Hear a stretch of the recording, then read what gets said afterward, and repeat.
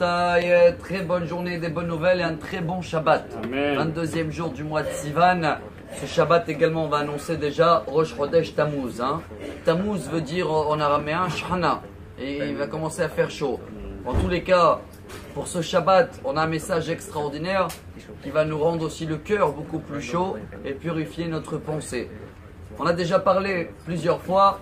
La paracha se termine avec l'histoire de ce monsieur qui a transgressé le deuxième Shabbat et il a ramassé des morceaux de bois, donc il a transporté, si vous voulez. Il y a plusieurs avis dans la Gemara quel péché il a fait, mais il a fait un péché. Rabbi Akiva nous apprend dans la Gemara traité Shabbat, que ce monsieur-là était Tzelofhad. Je ne sais pas si ça vous dit quelque chose ce nom-là.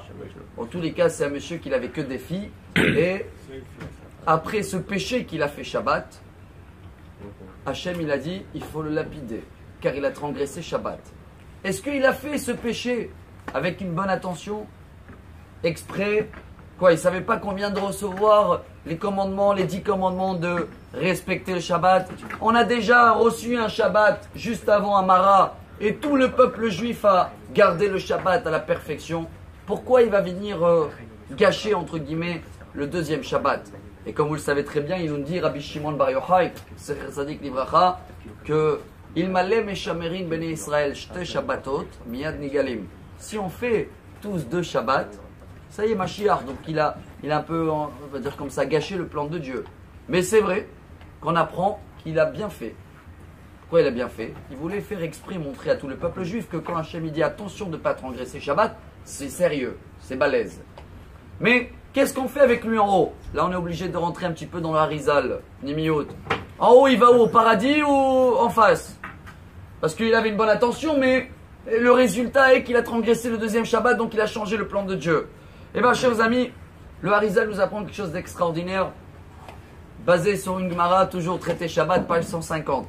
Que 1000 et quelques années après, il y a un grand rabbin que tout le monde connaît, le rabbin de la Parnassa. Voilà, aujourd'hui, c'est une ségoula de la Parnassa, entre autres, comme on dit, avec plaisir.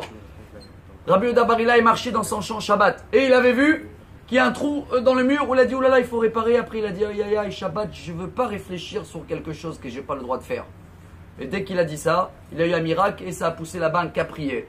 Il dit le Harizal, comment on dit capri en hébreu? Tzlafechad. Ah, c'est les mêmes lettres de Tzelofhad. Ce qui veut dire que avec ce caprier, Rabbi Yehuda Bar Hillel est devenu riche. Et lui et ses enfants et ses petits-enfants, ils ont mangé de cet arbre-là. Ce qui veut dire, voilà le message pour nous, si on arrive à purifier notre pensée Shabbat, de purifier, de ne pas penser sur des pensées de Chol, qui sont interdits. C'est pas un péché au cas où on n'arrive pas. Mais voilà une ségoula d'Aparnassa devant nous. De transgresser Shabbat, on a 39 travaux, on sait qu'on ne le fait pas. Dans l'action, on n'a pas le droit. Dans la parole, on a le droit de parler des paroles de Chol? Non.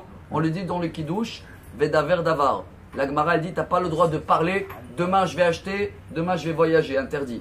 Mais penser Shabbat sur quelque chose, demain je vais faire, c'est pas un péché, mais d'un autre côté, waouh, ça rend un Shabbat extraordinaire, ça donne une ségoula pour la Parnassa, ça améliore toute la semaine. Venez, on essaye, même si on a glissé un peu plus que 3 minutes aujourd'hui, d'améliorer notre Shabbat, parce que c'est cette paracha de cette semaine, et vous allez voir comment on va avoir un Shabbat extraordinaire, une semaine qui vient après, magnifique, et que des bonnes nouvelles. Amen. Shabbat shalom, Rabbi Elazar.